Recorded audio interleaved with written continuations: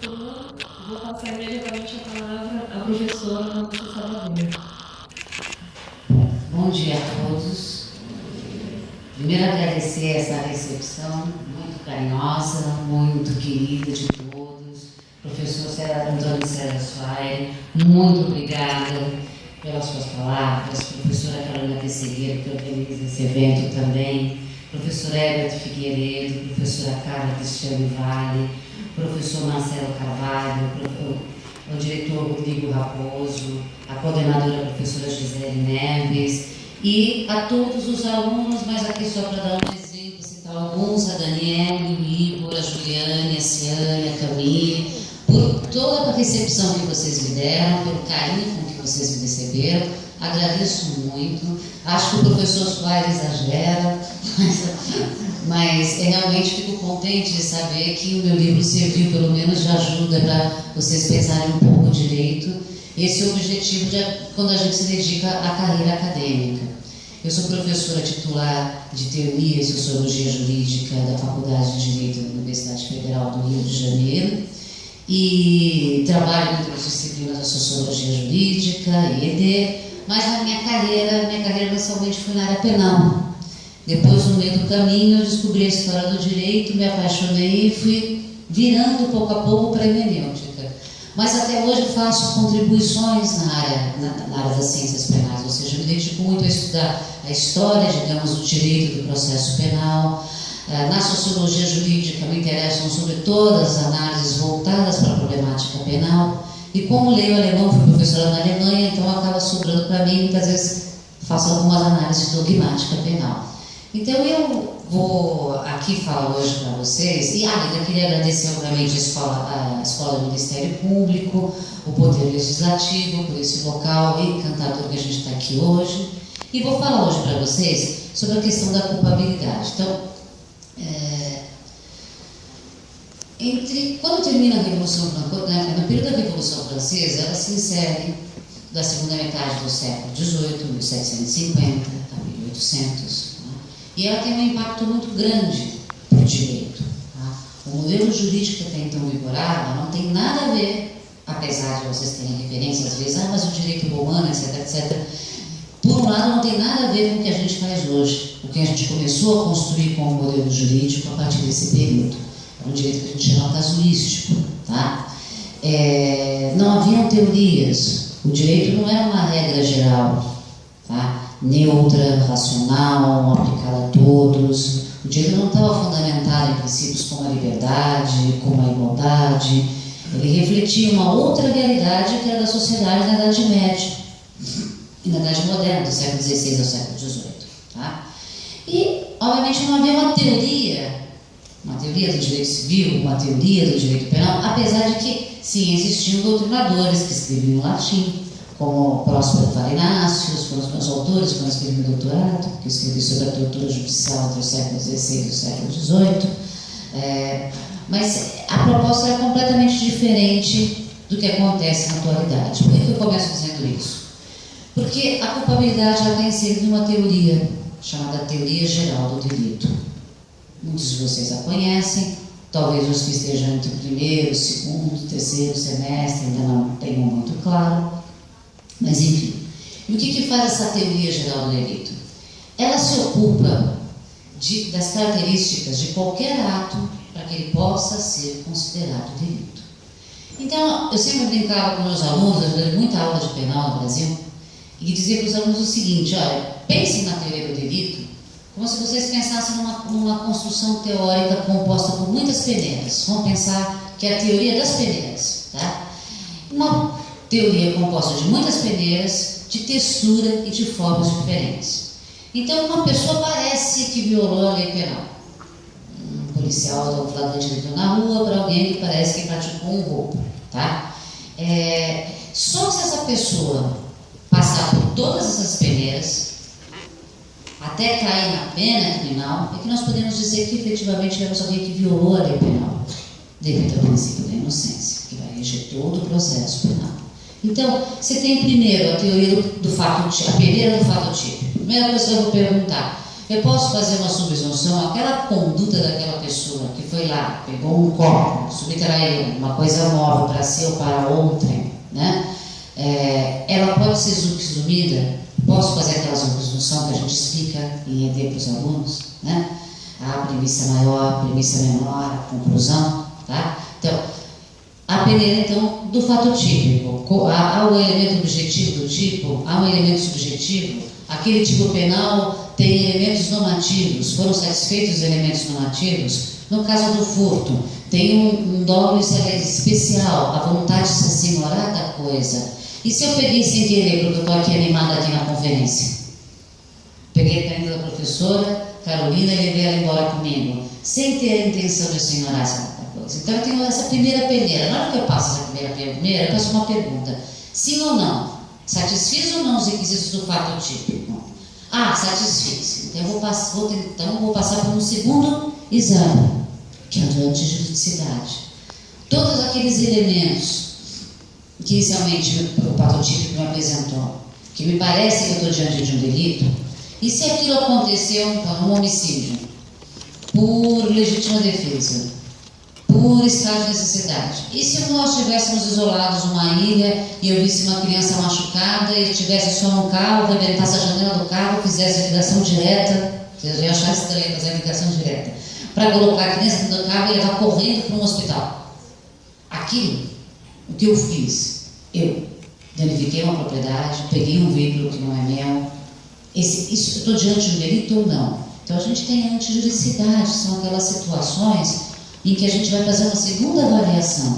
Esses atos, que a princípio tem cheiro, não parecem, que é um crime, né? Realmente é um crime, contraria o direito como um todo. Os alemães chamam isso de Rechtswidrigkeit. Rechtswidrigkeit quer dizer contrariedade ao direito. Só uma observação. Foi muito mal traduzido aos idiomas latinos. Rechts quer dizer direito. Widrig quer dizer contrário. Widrigkeit, o Kait, quer dizer contrariedade, contrário ao direito. Então, como quem construiu essa teoria, pouco a pouco, foram os alemães, desde o final do século XIX, primeiras décadas do século XX. Os intelectuais dos países de língua latina traduziram dessa forma, mas não quer dizer antijurídico no sentido que é uma coisa que não é jurídica. Por isso que está mal traduzido. Às vezes os alunos do primeiro semestre ficam perdidinhos. Mas antijurídico? Isso não é jurídico? Não, essa conduta, nós estamos examinando se essa conduta contraria o direito como um todo.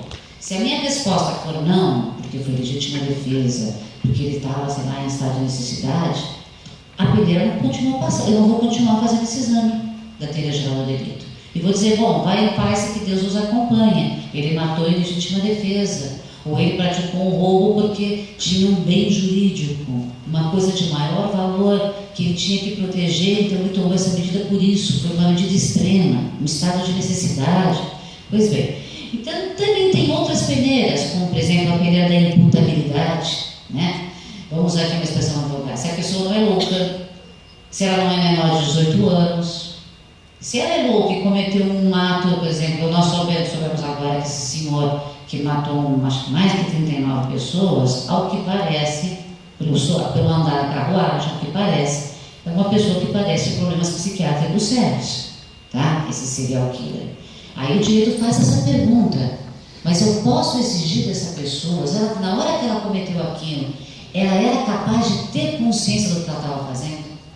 Eu posso avaliá-la como responsável? Então nós temos muitas peneiras. Também temos peneiras de natureza processual, a prescrição.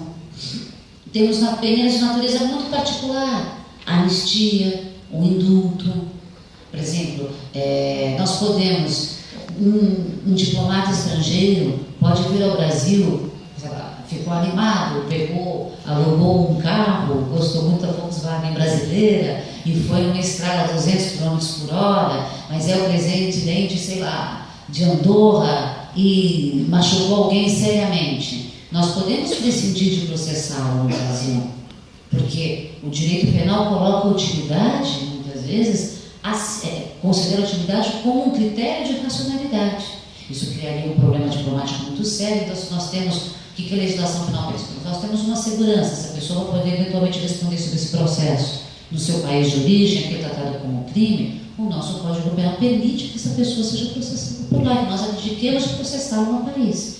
Então, existem muitas peneiras. Tá?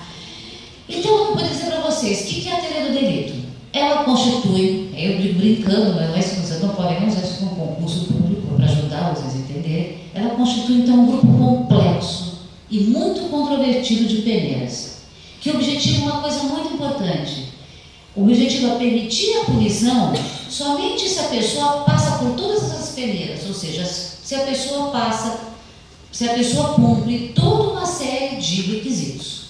Quem não passa por uma dessas peneiras é eliminado do percurso punitivo, do que se chama em latim do iter punitionis. Tá? Pois bem, então, essa teoria ela tem de entrada duas características muito importantes. Primeiro, ela é uma teoria de inspiração liberal. O que eu quero dizer com isso? Você exclui a punição em determinados casos, mesmo no caso de pessoas que cometeram um ato, um fato passível de punição.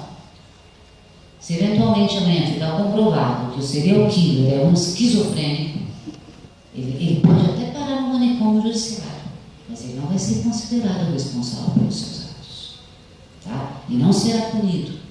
Como, por exemplo, foi punido o Roger, aquele ginecologista, aquele urologista que tinha aquela clínica de reprodução, vocês devem ter visto, saiu nos meios de comunicação. Por quê? Porque o sistema judicial penal avaliou o caso dele no processo e disse: não, senhor, aqui não tem nenhum louquinho de pedra. Ele sabia muito bem o que ele estava fazendo, ele fez porque ele quis, ele fez para satisfazer a sua própria lasciva, ele é responsável, sim, pelos seus próprios atos.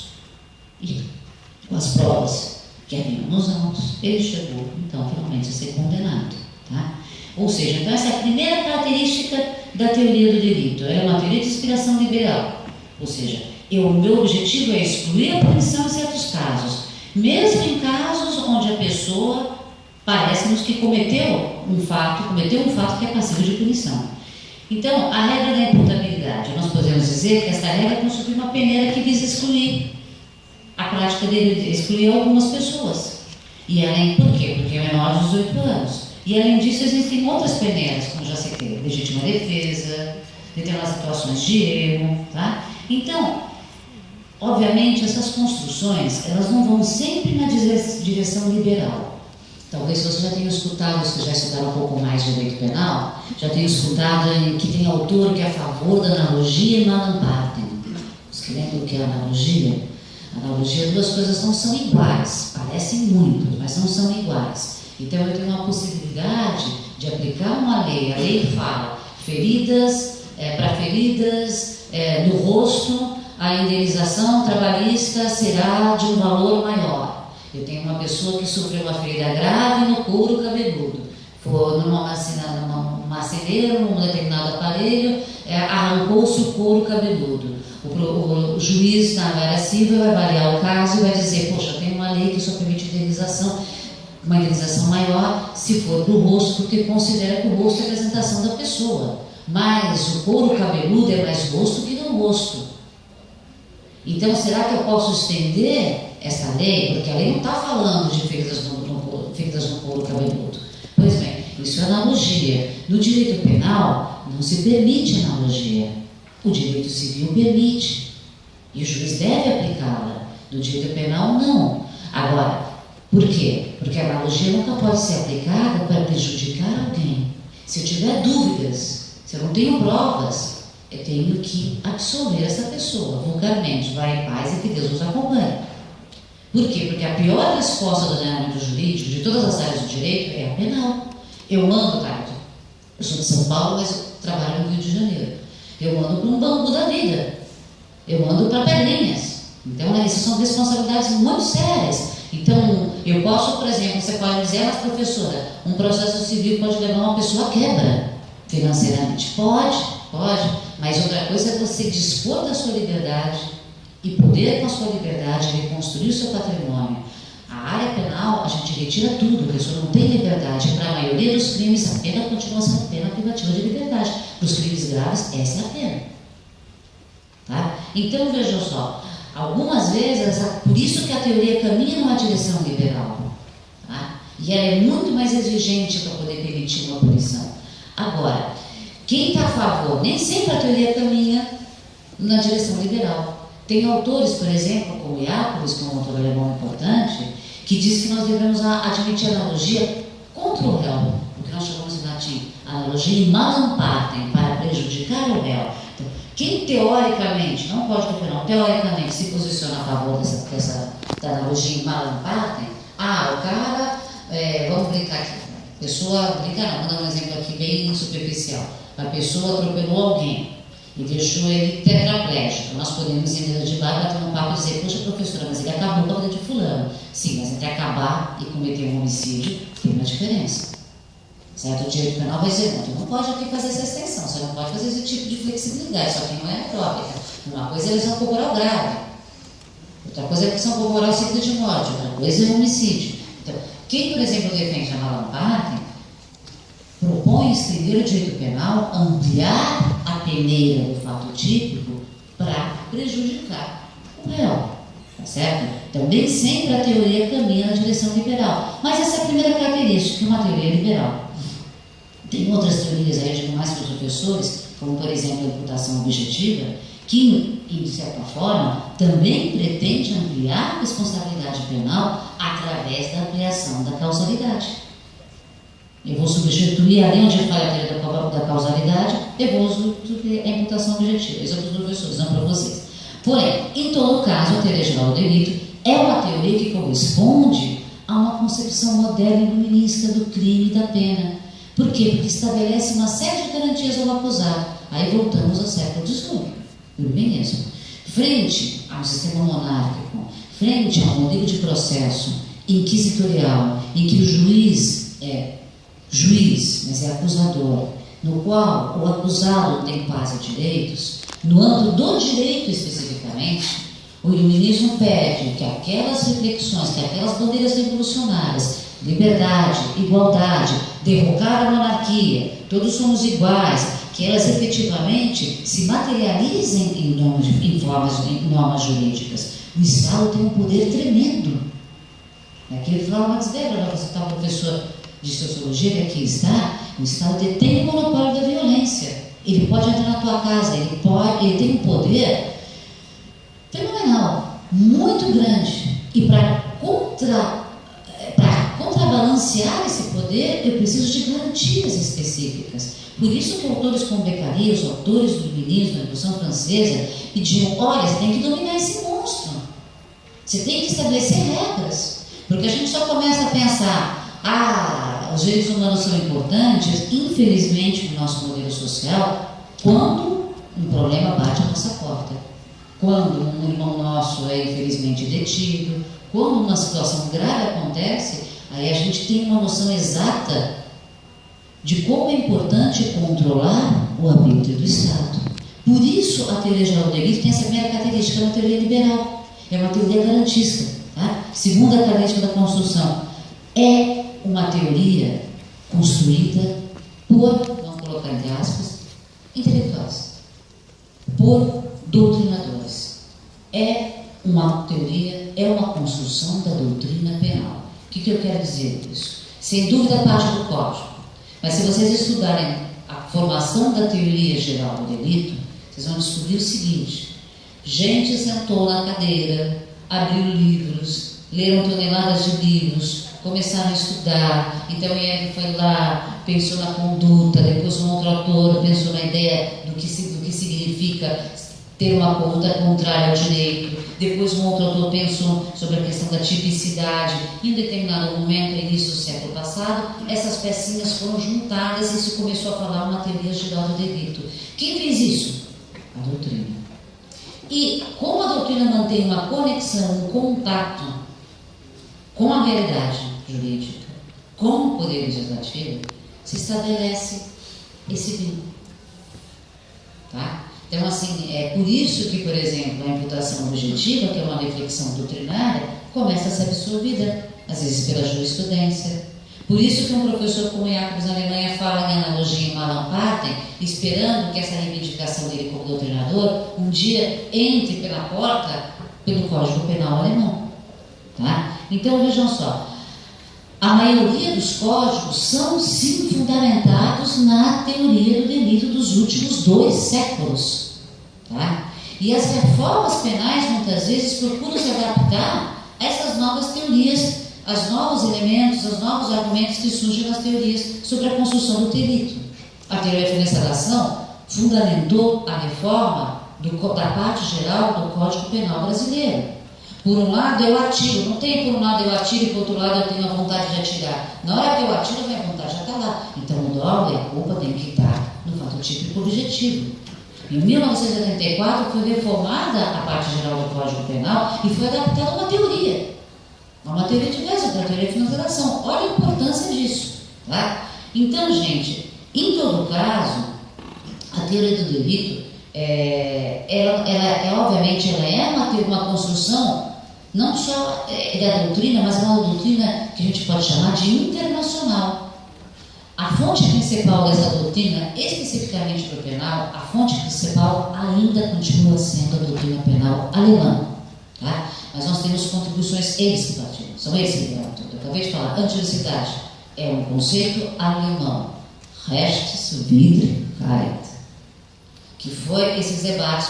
Uma vez um professor italiano falou uma brincadeira e falou para mim o seguinte: os alemães não têm sol, 10 meses de frio, então o que a gente faz? A gente tem um bom macarrão e um bom vinho, a gente deixa esse povo lá quebrando a cabeça, e quando eles lançam uma nova teoria, a gente com uma tacinha de vinho começa a conversar, aprende no máximo, a gente só para aprender um pouco o alemão, e aí damos contribuições. Mas existem sim contribuições muito importantes para a dogmática penal da Itália, contribuições muito importantes de Portugal, contribuições importantes da Espanha, contribuições importantes da Grécia, e apesar do desconhecimento, contribuições muito importantes da Colômbia. A gente fala muito do eixo Argentina e Chile, mas da Colômbia, contribuições muito importantes, não só na área penal. Os colombianos também são muito importantes, aqui o professor Heber, em direito constitucional. Dominam muito bem o direito constitucional, na Universidade do Externato da Colômbia. Mas enfim. Então, gente, o caráter doutrinário da teoria era impor os cuidados. Primeiro, tá? Eu tenho que estar sempre atento ao direito positivo. O que diz o código? Não é porque a professora Sabadell ou a professora Pessegueira disseram alguma coisa que vocês acham impactante, que amanhã com vocês como juiz, vão dizer o seguinte: joga no ralo o código, joga no ralo da Constituição, porque o que eu vou aplicar é o que a professora falou. Por quê? Porque, na verdade, a gente estaria então forçando, porque eu gosto da teoria que a professora Carolina desenvolveu. A gente estaria forçando a aplicação de uma teoria em detrimento de um texto legal. Tá? Isso não é democrático, isso produz insegurança jurídica. Tá? Então, o direito penal não é filosofia, não é ciência exata, não estou falando de H2O, não estou falando de uma solução para o problema do ebola, tá? Para seguir a última verdade dos pesquisadores. O direito lá no fundo, ele é mesmo político.